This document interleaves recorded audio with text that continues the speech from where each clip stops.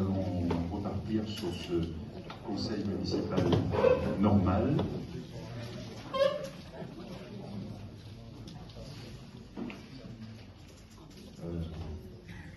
Donc on va nommer un secrétaire de séance. Si je vais nommer Isabelle.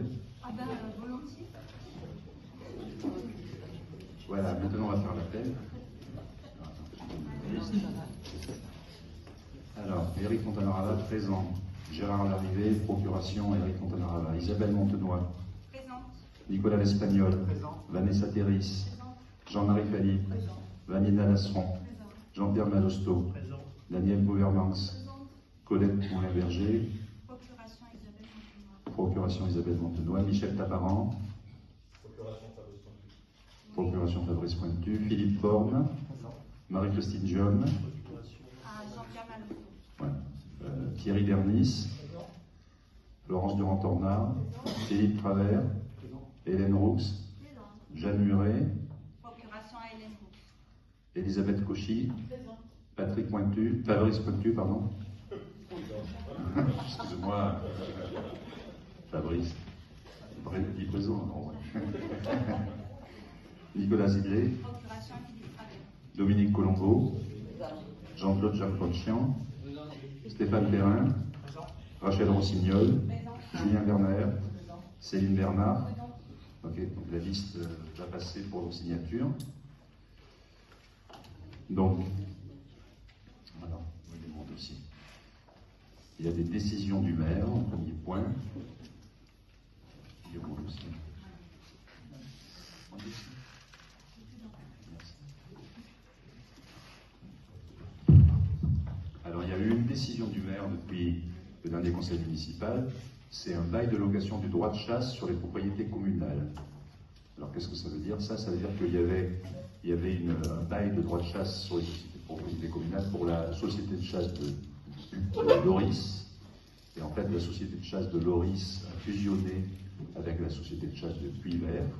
Donc il a fallu refaire la même convention avec le nouveau nom de la nouvelle société de chasse. Et donc la décision du maire, c'est d'avoir fait cette nouvelle convention qui ressemble, ce nouveau bail de location, qui ressemble comme deux gouttes d'eau au précédent, en dehors du fait que ça concerne une société de chasse qui gère les deux communes, dont le président est Cyril Louche.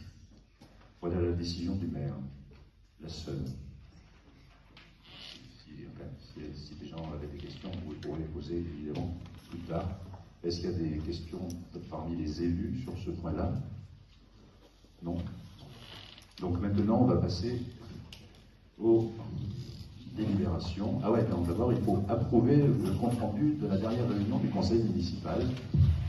Alors, est-ce que quelqu'un s'oppose?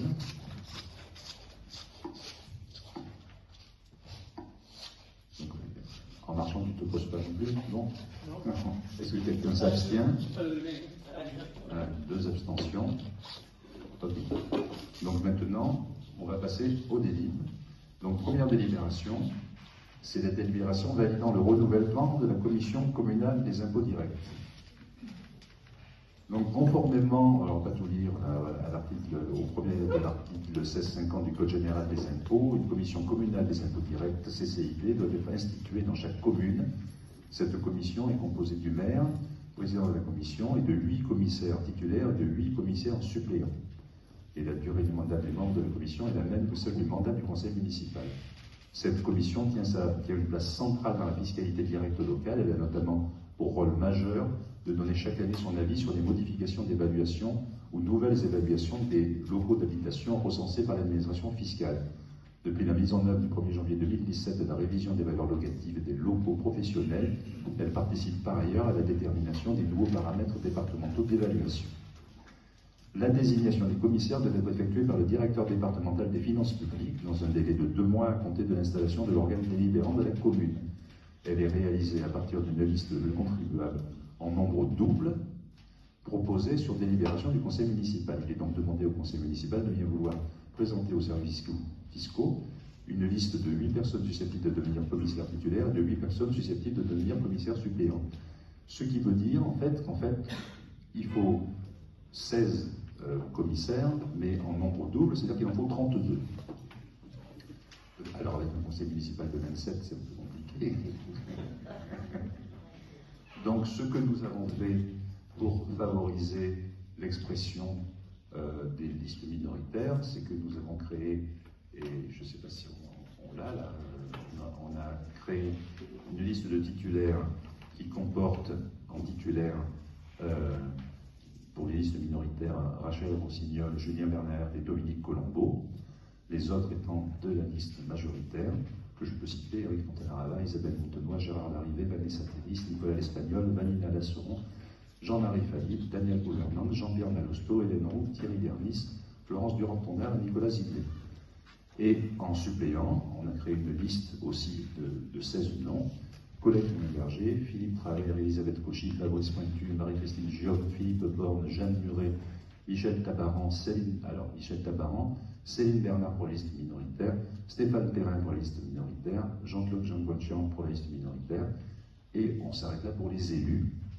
Et sachant qu'il fallait 5 autres noms, les 5 autres noms, on a décidé de les prendre dans notre liste électorale, donc on a pris les 5 noms suivants, qui sont non élus, mais qui correspondent au principe demandé, c'est-à-dire qu'ils sont électeurs de la commune, ils sont inscrits sur les foyers fiscaux, ils payent une taxe foncière, une taxe d'habitation, etc. Donc ils sont conformes à la réglementation.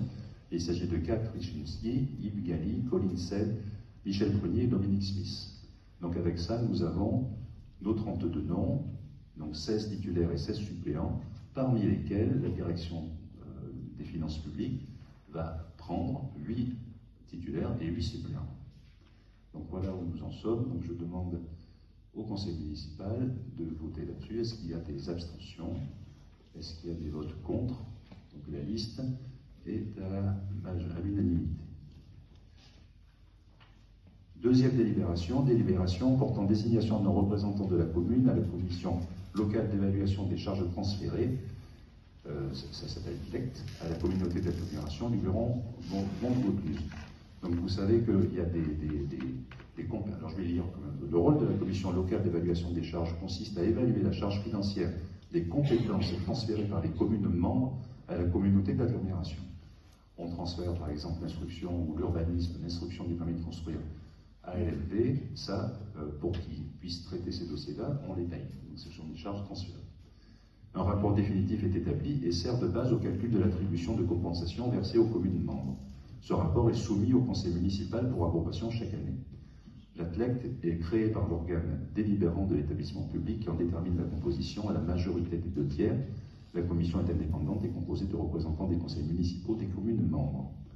Par délibération numéro 2026-033 du conseil communautaire du 9 avril 2026, le nombre de représentants pour la commune de Loris a été fixé à 1.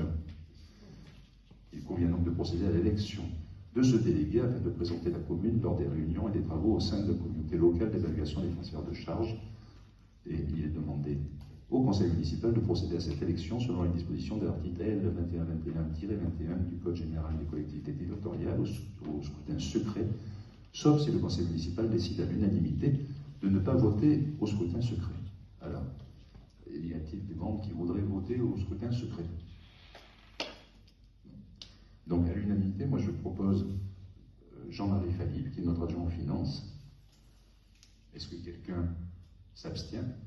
Est-ce que quelqu'un s'oppose? Donc Jean-Marie, bon courage.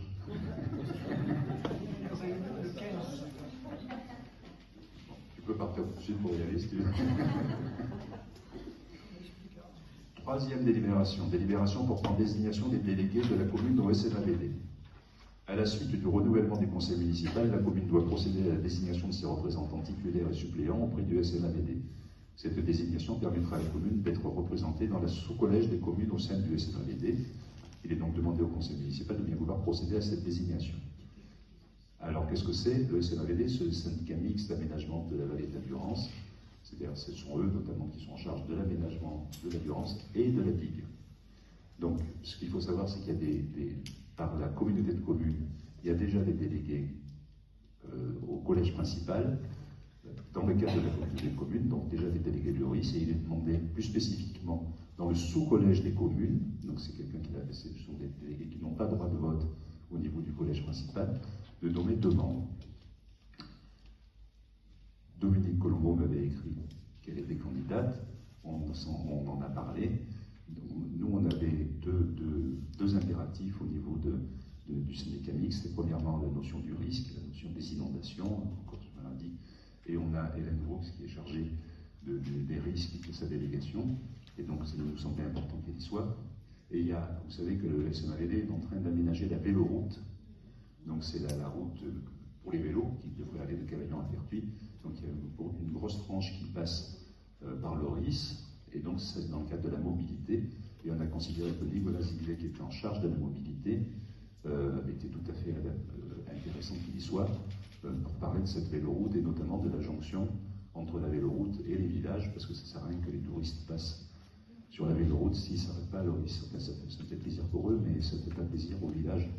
Donc on a proposé Hélène Roux et Nicolas Zillet, et donc dans ce cadre-là, est-ce que quelqu'un...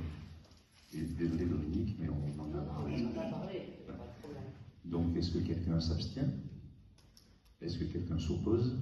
Non. Donc vous êtes délégué au SMV. Bravo.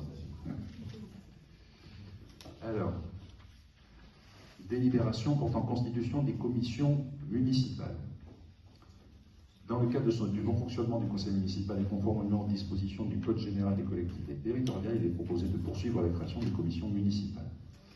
Les commissions municipales constituent des instances de travail internes au conseil municipal. Elles ont pour rôle d'examiner les dossiers relevant de leur domaine de compétences, de préparer les délibérations et d'émettre des avis consultatifs destinés à éclairer les décisions du conseil municipal.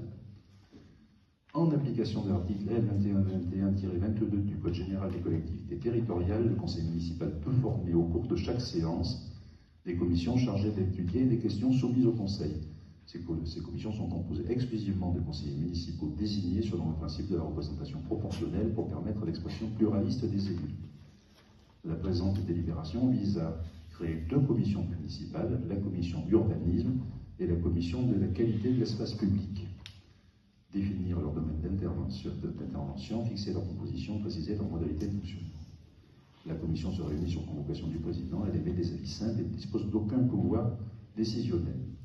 Il est donc demandé au conseil municipal d'approuver la création des deux commissions municipales suivantes, urbanisme et qualité de l'espace public, d'en fixer les domaines de compétences et de procéder à la désignation de ses membres. Pour ce qui est des membres, nous proposons, pour ce qui est de l'urbanisme, 12 noms. Éric Fontanarava, Daniel Gouvernance, Hélène Roux, Gérard Larrivé, Vanina Lasseron, Philippe Borne, Philippe Travers, Thierry Dernis, Nicolas Zillet, et dans le cadre du respect de la proportionnalité des lois, Stéphane Perrin, Céline Bernard et Jean-Claude Jean-Gauthier. Là, je ne me suis pas loupé au niveau des noms. C'est bien ça. Donc voilà, 12 noms. Si on fait la représentation proportionnelle, vous avez de ce côté-là 2 postes et de ce côté-là 1 poste, et c'est bien démocratique. Donc sur cette commission urbanisme, on peut passer au vote de cette commission-là. Est-ce que quelqu'un s'abstient? Est-ce que quelqu'un s'oppose? Non. Après, la qualité de l'espace public. La qualité de l'espace public, ce sera une commission. On pourra en parler, on pourra parler de... Je ne sais pas si tu as des éléments pour ça, on pourra parler de son contenu. C'est une commission de 10 membres, qui sont Éric Fontanarava, Philippe Borne, Daniel Gouvernance, Vanina Lasseron, Colette Morin-Berger, Julien Bernard, Thierry Dernis. Ah ben il y a 2 fois, c'est Rachel. Thierry Dernis, Nicolas Zillet, Rachel Rossignol, et il m'en manque un.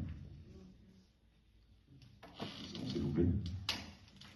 Il m'en manque un. Ben c'est quoi? Dominique. Désolé. Et Dominique Colombo. Parce qu'elle est arrivée en retard. Ça, c'est la félicie.